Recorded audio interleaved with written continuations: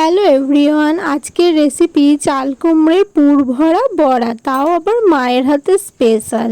প্রথমে চাল কুমড়োটাকে এরকম লম্বাভাবে কেটে নিয়ে ভালোভাবে ছুলে নিতে হবে।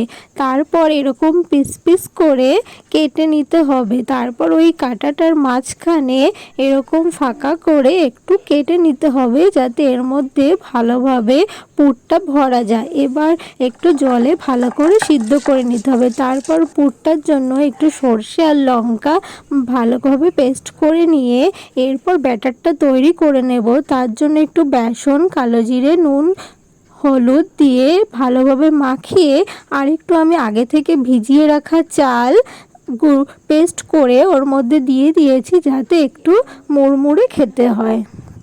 এরপর চাল কুমড়োর ওই কাটা মাঝখানের মধ্যে ভালোভাবে পুরটাকে ভরে বেসনে ডুবিয়ে এক এক করে সব বড়াগুলোকে ভালোভাবে ভেজে নেব।